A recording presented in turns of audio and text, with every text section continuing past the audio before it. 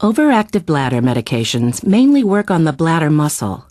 InterStim therapy works in a different way because it works on the nerves that control the bladder.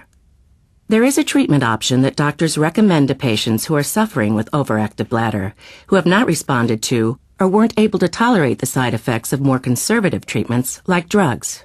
It is called InterStim therapy or sacral nerve stimulation. How does InterStim therapy work? The theory is that mild stimulation of the sacral nerves reduces the signals to the nervous system, which may be causing the symptoms of overactive bladder. InterStim therapy begins with a test stimulation procedure that may be done in the office or as an outpatient procedure. During this procedure, a soft wire is placed underneath the skin near the tailbone, and then is connected to an external test stimulator that may be worn on a belt. The patient experiences the effects of sacral nerve stimulation during the at-home test period.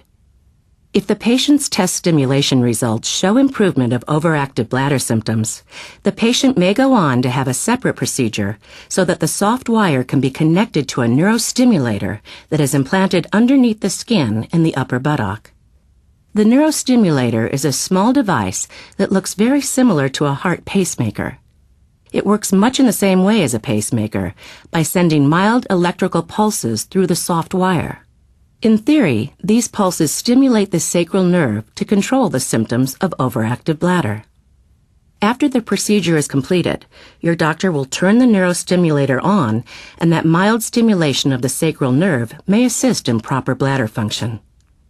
Most patients tolerate the procedure well. Results may vary. Ask your doctor if InterStim therapy is right for you. You can also learn more at www.interstim.com or call 1-800-664-5111, extension 3150. No therapy is without risks. In addition to risks related to a medical procedure, complications from this therapy can include pain and infection, among others. These complications were generally resolvable in the clinical study.